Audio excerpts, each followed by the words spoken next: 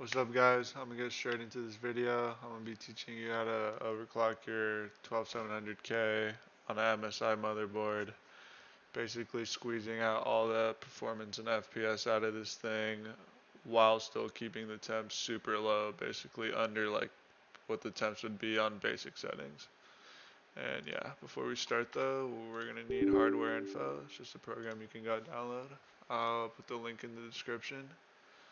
And you're just gonna go on real quick. I didn't show you. When you open this, click sensors only. And then you're just gonna open this. We're gonna keep our eyes on the voltage right here,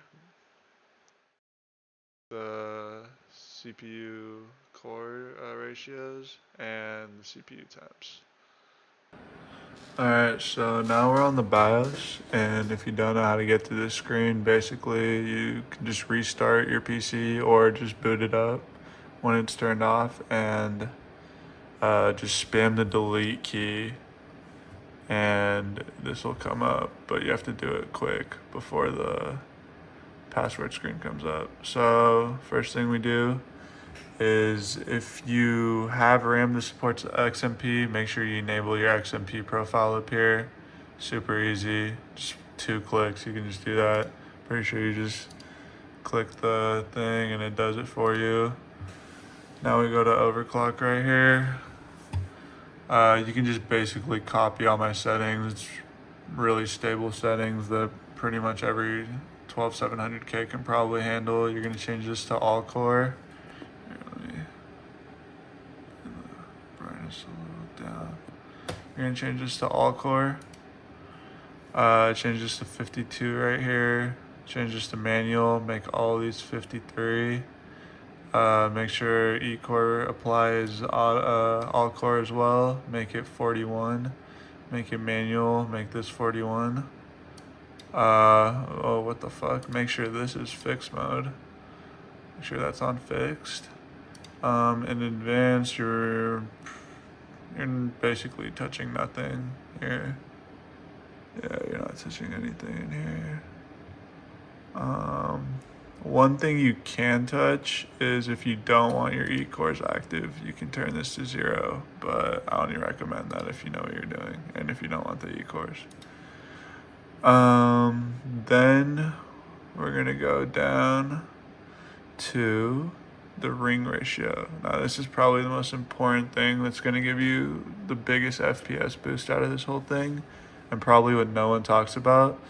Is ring ratio basically refers to the cache speed of the processor, and cache is really important in gaming and to how much the processor can process at a time. That's why the AMD, like the 7800 X3D, those CPUs are super good for gaming because they just have dumb big cache sizes. Make sure your XMP is enabled right here.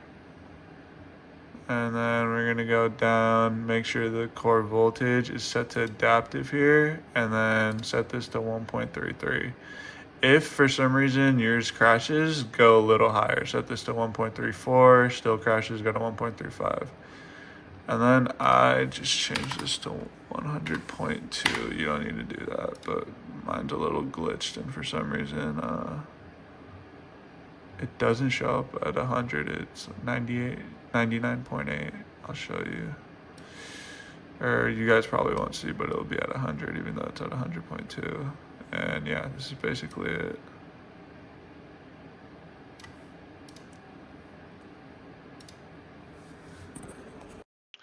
Alright, we're back on the computer now.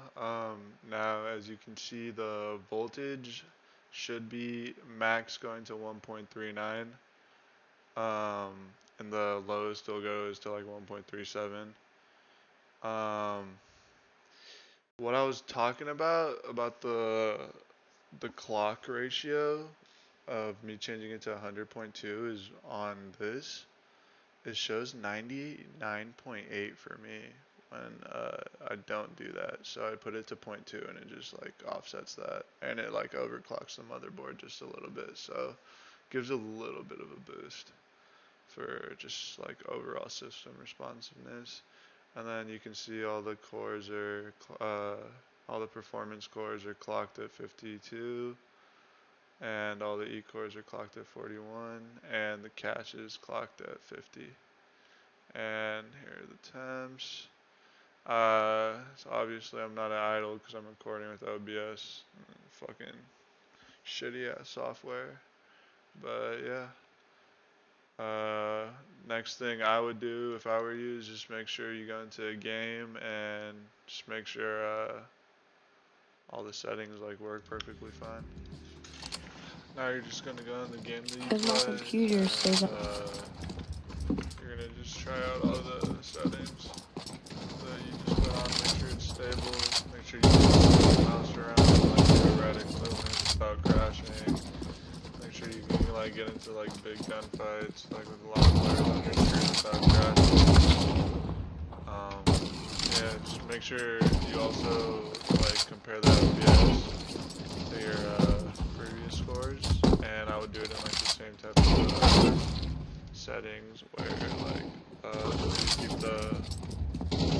you keep all the tests what's it called? Just keep them all the same. But yeah. So I was just going to a CS deathmatch, so I made sure all the testing is accurate.